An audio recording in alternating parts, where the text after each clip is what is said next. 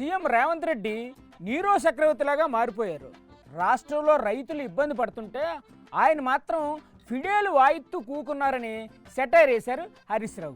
నమస్తే సార్. ముఖ్యమంత్రి ఏమో ఈజ్ బిజీ విత్ అందాల పోటీల రివ్యూలు. మరంత పెద్ద ఈవెంట్ అవుతున్నప్పుడు రివ్యూ చేయాలి కదా సార్. ఇవాళ ఆ పోలీస్ కమాండ్ కంట్రోల్ రూమ్ లో అందాల పోటీల మీద రివ్యూ పెడుతున్నావు కదా రేవంత్ రెడ్డి గారు.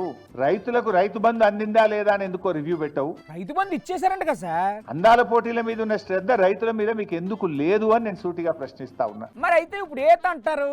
ఏదో అంటే చూడు, రోమ్ తగలబెడుతుంటే పీడేలు వాయించుకున్న నీరో చక్రవర్తి లాగా. అంటే రేవంత్ రెడ్డి గారు కూడా నీరో చక్రవర్తి లాగా పిడియోలు వాయిస్తున్నారా? రైతులు చనిపోతుంటే, రైతులు ఆత్మహత్య చేసుకుంటే, రైతులు రోజుల తరబడి పడిగాపులు కాస్తుంటే, ఎండకు ఎండి వానకు తడిచిపోతుంటే మన ముఖ్యమంత్రి రేవంత్ రెడ్డి గారు అందాల పోటీల రివ్యూలు, ఢిల్లీ ట్రిప్పుల్లో బిజీగా ఉన్నారు. అసలు మీ బాధ ఏంటి సార్? అందాల పోటీల ఢిల్లీ ట్రిప్పులా?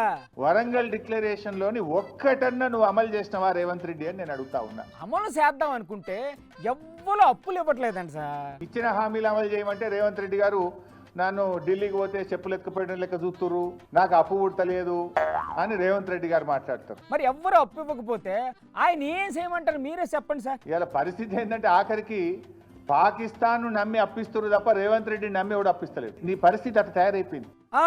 అప్పుల గురించి మీరే మాట్లాడాలి. మిగులు బడ్జెట్ ఉన్న రాష్ట్రాన్ని అప్పులు కుప్పగా మార్చి ఉప్పు నీతులు మాట్లాడుతున్నారా అంటున్నారు సార్ కాంగ్రెస్ నాయకులు.